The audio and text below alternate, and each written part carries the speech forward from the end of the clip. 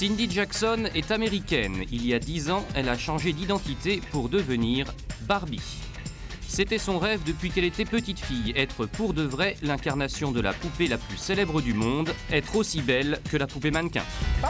Barbie a vraiment été un modèle pour moi, parce qu'elle pouvait faire tout ce qu'elle voulait quand elle voulait, être qui elle voulait, et à chaque fois avec les vêtements qu'il fallait, la coiffure qui convenait, les accessoires. Moi, j'ai prouvé que ça pouvait être possible dans la réalité.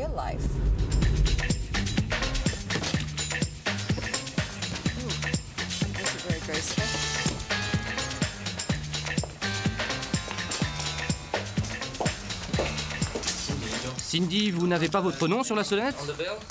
Non, je suis déjà trop célèbre. Célèbre, mais surtout professionnelle. Elle a fait de son look un métier, chacune de ses apparitions est tarifée. Son corps et son visage sont assurés pour 60 millions de francs. Et pour cause, avant de ressembler à Barbie, elle a dû subir une vingtaine de fois le bistouri des chirurgiens esthétiques. Quand j'ai touché l'héritage de mon père, je suis allée voir aussitôt un chirurgien esthétique. Je lui ai dit que je ne m'aimais pas et que je voulais changer, être plus belle, plus glamour. Il m'a répondu, il y a 3 choses que vous ne pouvez pas faire. 1, on ne peut pas donner la beauté à quelqu'un qui ne l'a pas.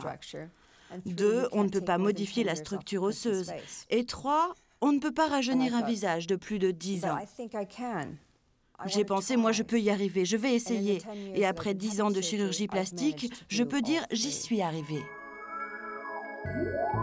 4 liftings, des liposuctions du ventre, des jambes et des genoux, une pose de téflon sous les lèvres, un nez refait 3 fois, le menton raboté, de nouveaux cheveux implantés. Mais le résultat est là, Cindy est comme Barbie, éternellement jeune, elle ne vieillira jamais.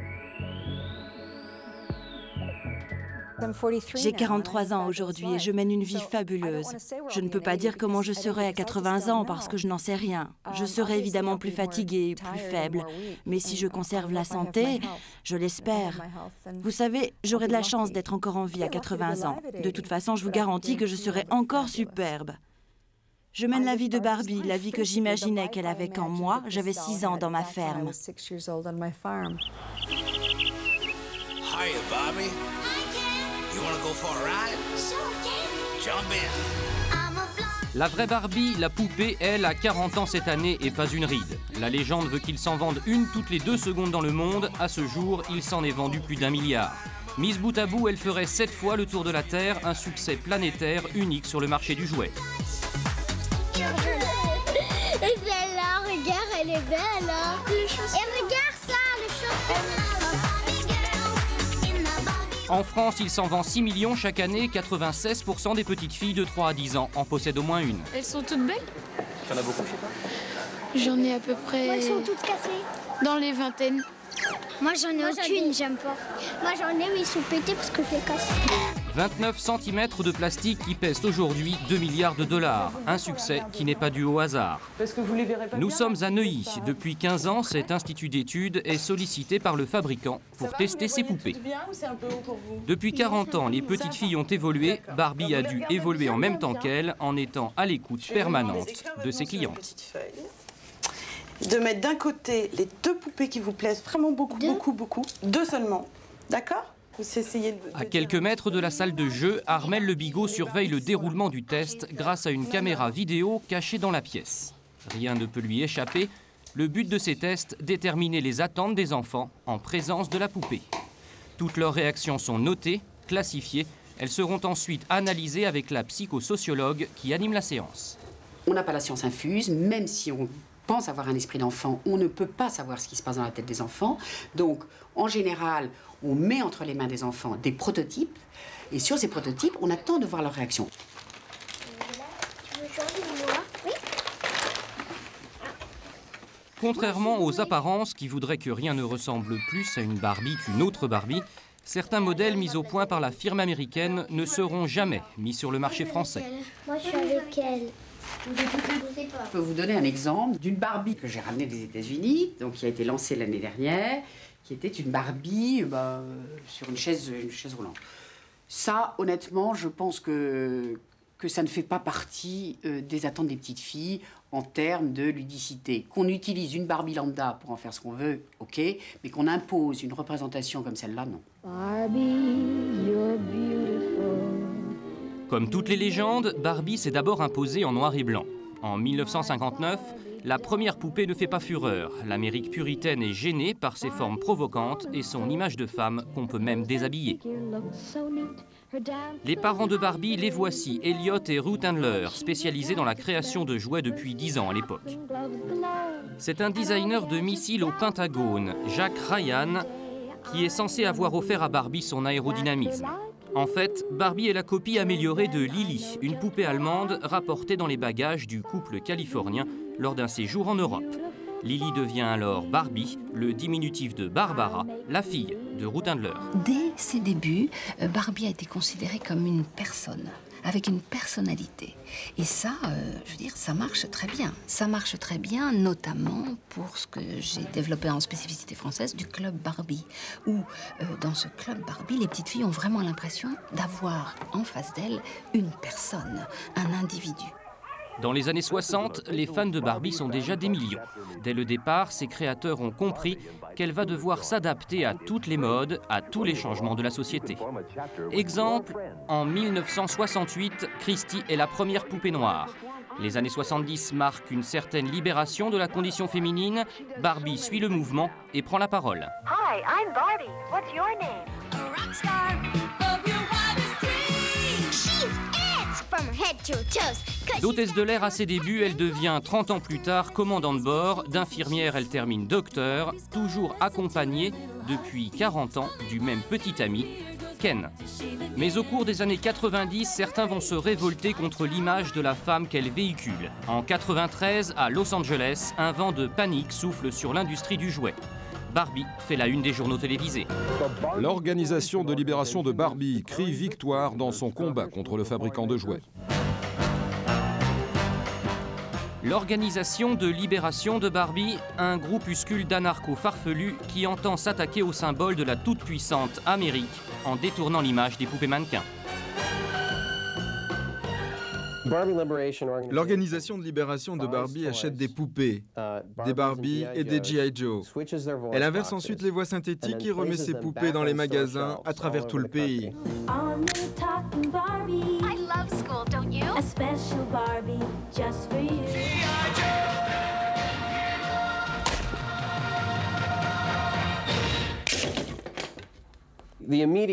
Le message évident que nos figurines délivrent est une protestation contre les stéréotypes sexuels et sociaux véhiculés par les jouets pour enfants.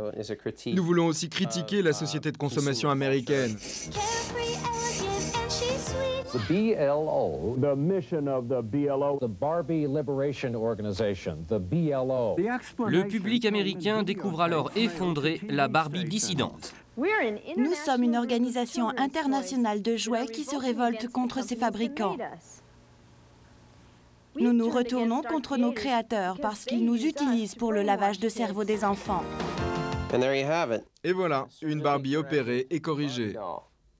Rock and roll, intercept that Cobra tank with heavy firepower.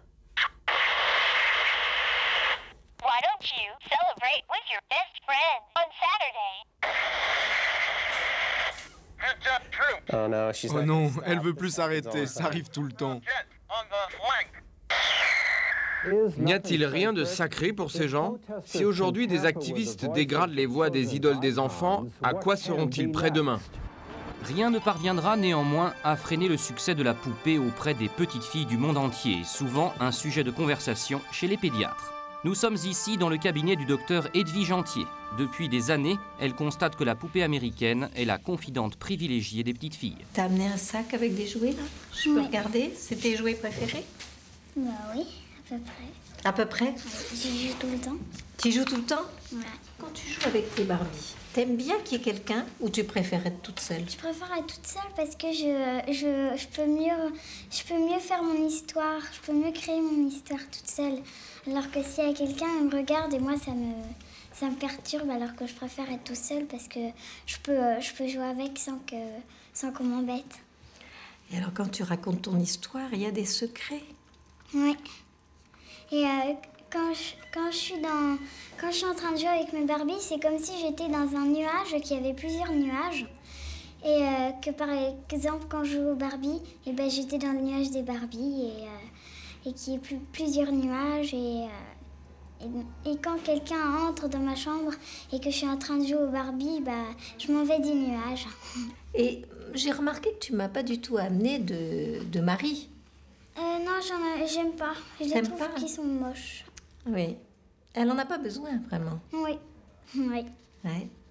J'aimerais pas, par contre, que mes poupées, elles deviennent des personnes. Parce que comme j'aurais confié des secrets, qu'elles disent tout. Sinon, ça serait plus un jeu, ça serait réalité et j'aimerais pas.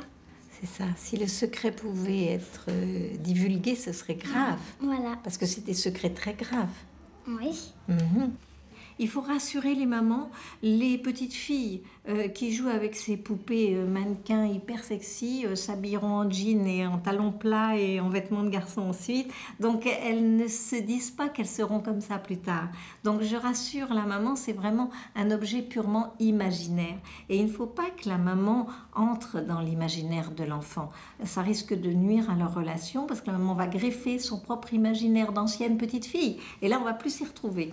Donc qu'elle laisse la petite fille s'exprimer, qu'elle lui offre ce que la petite fille recherche et non pas les projections de la maman. C'est un personnage de rêve.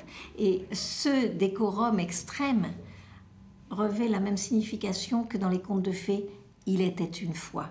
Ça veut dire c'est pas réel. Donc je peux jouer avec mes fantasmes, avec mes idées. Je ne risque pas de faire du mal à qui que ce soit, ni à moi-même. C'est un jeu, c'est un rêve. À 31 ans, dans son 2 pièces cuisine de Genève, Nadia, elle, continue à cultiver son rêve autour des 800 pin-up qu'elle collectionne. Voilà, ça c'est ma préférée. C'est une Bubble Cat avec le vêtement matinée fashion. Et ça c'est vraiment ma préférée. Si, admettons, je devais tout liquider, si un jour c'est celle-là que je garderais, parce que c'est vraiment ma préférée.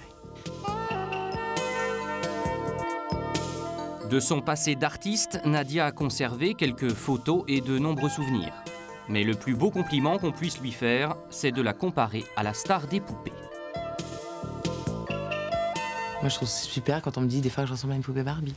Ça me fait plaisir. Bon, je cherche pas vraiment à ressembler, mais je veux dire, j'aime un peu ce qui est glamour, ce qui est sublime, quoi. Et c'est ça qui est super, c'est pour moi, quand vous avez des soucis, moi, je viens ici, puis je vois toutes mes Barbies, c'est ma fierté, en fait. J'oublie tout. Et c'est pour ça que je dis toujours, les gens pensent ce qu'ils veulent.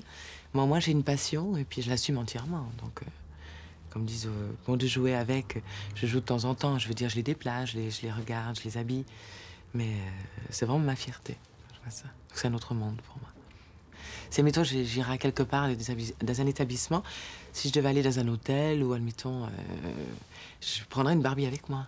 Je la mettrais sur une table de nuit ou je pourrais pas concevoir d'aller à quelque part sans Barbie. 95, 45, 82, la poupée américaine est ainsi faite. Elle propose une beauté virtuelle, imaginaire, inconcevable. Mais dans l'esprit de Nadia, comment ne pas rêver de lui ressembler? Ouais, disons qu'à la limite, j'aimerais avoir une taille vraiment de guêpe, malgré qu'elle soit pas conforme au niveau des normes. Mais pour moi, ce serait vraiment un rêve, pourquoi pas?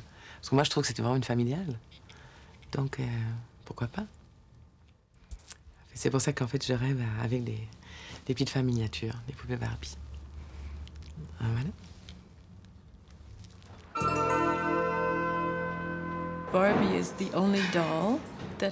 Barbie est la seule poupée qui est un corps. Pour avoir travaillé sur la sexualité des femmes, je trouve dommage qu'il lui manque quand même l'essentiel entre les jambes. Barbie n'a ni vagin, ni vulve, ni clitoris. D'un autre côté, elle a de la poitrine et les formes d'une jeune femme. Les féministes ont beaucoup critiqué Barbie parce qu'elle était le symbole de la femme-objet. Et bien sûr, cette critique pourrait encore être valable aujourd'hui. En tant que féministe spécialisée en sexualité, j'y ai beaucoup réfléchi.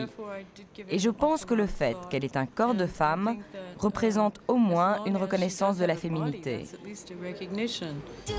Les concepts de cette silhouette adaptable à l'infini et tous ses accessoires sont pensés aux États-Unis. Mais le corps de cette poupée est fabriqué dans des usines asiatiques, en Chine, en Malaisie, en Indonésie. Le fabricant garde jalousement ses secrets de fabrication. Barbie n'en a pas l'air, mais c'est un jouet high-tech dont les brevets valent beaucoup plus que du simple plastique. C'est dans la banlieue lyonnaise que se cachent les plus grands stocks d'Europe. Un espace de 30 000 m² où la valse des palettes dessert l'Espagne, la Suisse ou encore la Grèce. Dans ces entrepôts, 6 millions de cartons transitent chaque année. Ici, Barbie se compte en kilos, en tonnes. En quelques années, elle a écrasé toutes ses concurrentes. Les grandes concurrentes de Barbie ont été dans l'ordre Tracy, qui était fabriquée par la société Bella en France, qui a disparu il y a plusieurs années. Ensuite, vous avez eu la poupée mannequin Pearl qui a disparu. Et puis ensuite, une poupée mannequin anglaise qui s'appelle Cindy, laquelle Cindy a essayé d'aborder le marché français avec beaucoup de dynamisme, d'ailleurs, beaucoup de vigueur. Nous avons eu un combat concurrentiel intéressant. Et il a été démontré qu'en France et ailleurs encore, les petites filles préféraient Barbie. Nous avons essayé de nous adapter parfois aux besoins des pays. Et lorsque nous avons abordé le marché japonais, nous avons pensé d'une manière intéressante qu'il fallait à ce moment-là adapter la poupée Barbie aux besoins du pays asiatique, du Japon notamment. Nous lui avons donc fait des yeux légèrement bridés, pas totalement mais bien bridés, des cheveux noirs, et nous l'avons lancé, comme on dit. Et nous nous sommes plantés. Des difficultés, Mattel le fabricant en a aussi rencontré en Iran, où aujourd'hui encore, les Perses acceptent mal que même une poupée dévoile sa féminité. On peut supposer, c'est ce que disait ce pays, que c'était beaucoup plus la représentation du tigre américain. Donc ça, c'est beaucoup plus politique qu'autre chose. Conflit politique ou réticence culturelle, dans les pays du Golfe, la poupée mannequin n'est pas la bienvenue. Dans les bureaux d'Al-Aram, le premier quotidien arabe, Ahmed Youssef, écrivain et journaliste, connaît bien les antagonismes entre l'Orient et l'Occident. Il nous explique pourquoi les canons de beauté de Barbie allument parfois la mèche des intégristes religieux. Cette beauté extravagante irrite et dérange beaucoup. C'est un appel à une certaine liberté intellectuelle, pas forcément liberté physique, mais aussi intellectuelle et morale. Et notre poupée, elle est évidemment le symbole d'une certaine suprématie industrielle occidentale. Donc, elle repousse, ils interdisent carrément tout commerce avec. À Chartres, au lieu de tous les pèlerinages, la religion n'a pas encore interdit le commerce des poupées, bien au contraire. C'est dans une chapelle que se retrouvent 1 à 2 fois par an les passionnés de la plus glamour des mannequins pour une vente aux enchères. Car avec l'âge, Barbie est devenue un objet de collection très recherché. En 1994, le premier modèle de Barbie, aujourd'hui introuvable, a atteint la cote de 35 000 francs. À la présentation des lots, on se bouscule. La vente va commencer, il ne reste que quelques minutes pour repérer les plus beaux modèles et les inspecter sous toutes les coutures. Dominique Ledane est là pour les conseiller, c'est l'experte de la vente. Une tête de fashion queen qui est en bon état, une perruque rouge qui est en bon état. La petite fille a fait ce que l'on lui a dit dans le catalogue, elle a coupé les cheveux. Ah oui, d'accord. Voilà. C'est pas grave. Estimation, comme c'était pas dans le 2000-2005, prix de départ. Hein. Pour Dominique Ledane, cette grand-messe dite pour les collectionneurs, en majorité des collectionneuses, est avant tout un plaisir d'enfant. Toutes les ventes sont pour moi extraordinaires, parce que dans toutes les ventes, il y a toujours un petit quelque chose. J'ai beau être expert, je suis avant tout collectionneuse, il y a toujours un petit quelque chose qui me fait craquer. Ils ont fait l'avion de Barbie qu'ils n'avaient pas fait depuis je sais pas, depuis 20 ans. Les accessoires, en moi, accessoires. Je suis pas Ouais, mais il y a la Barbie pilote d'avion, elle est sublime. J'aime bien quand elles ont des uniformes comme ça. Michel Viagara a fait le déplacement. Elle est l'une des plus grandes collectionneuses de France. Des petites filles de 6 ans. Dany Pantin, elle aussi, est une inconditionnelle. Elles se sont rencontrées grâce à la poupée. C'est mignon, hein. On est nombreuses à la cinquantaine à collectionner Barbie, très très nombreux. Il y en a plus que des très jeunes en fait. Hein. Ah, il y a une question de moyens, je pense aussi, parce que ça revient quand même très très cher. Hein. Alors maintenant, à notre âge, on n'a plus que ça. Il faut dire aussi qu'on a collectionné, nous avons collectionné parce que on n'a plus d'enfants et on est entre 2 âges. Et c'est l'âge idéal pour la collection et perdre son argent. Oui. Adjugé 1400. Au numéro 294, une valise rouge avec une belle bubble cut brune avec son maillot d'origine, son support. Allons, ça c'est un superbe lot. Hein. Monsieur, madame, regardez-moi. 3700 sur ma gauche. Pas vous, hein. Bien vu, 3700, 3800. 3800. 3900. 4000. 4000. 4100. 4100. 4200. 4200. 300. 4300. 4300. Bien vu, 4300. Madame sans regret. À 400 ou pas? 4400. 4400. 4500. 4500. Je peux plus rien faire cette fois-ci. Hein. À 4500. Bien vu, non? Adjugé, 4500. Je vous en prie, au plaisir. Oui, c'est à fait. Merci, au revoir. La mallette. Votre client, il en a acheté pour combien? Pour combien? Il doit être 316. environ il doit avoir de 10-12 000 francs, hein. Il me semble. Hein. Collectionneur allemand. Il garde l'anonymat des collectionneurs. Important. La passion n'a pas de prix, mais tout le monde n'a pas les moyens de dépenser des fortunes pour quelques grammes de plastique. C'est à Autis, au fin fond du Val-de-Marne, que nous avons rencontré un collectionneur d'un genre particulier. Viens ici. Bah oui, hein. Lorenzo, 29 ans, est styliste. Il crée lui-même des robes extravagantes pour ses Barbies. Dans le monde très fermé des collectionneurs de poupées mannequins, les hommes n'assument pas toujours leur passion. Lorenzo, lui, n'a pas honte d'avouer l'admiration qu'il porte à son héroïne. Et tant pis pour ceux qui pensent que collectionner Barbie est une délicatesse réservée aux filles. À partir du moment où un garçon va dire je collectionne des poupées Barbie, là, paf, on va le mettre dans une catégorie particulière, ou voire, je vous dis, on va prendre pour un aliéné, pour un débile mental, mais pourquoi? Parce que ça a un attrait avec l'enfance, la petite fille qui joue à la Barbie. Depuis qu'il est styliste, Barbie a toujours été son modèle favori. Bah en fait, ça a commencé par un jeu. Quand j'étais petit, j'avais déjà fait des petites robes avec des boutons anciens, des choses comme cela. Puis je me suis pris vraiment dans le jeu, et puis ça change de la couture normale, quoi, de la femme.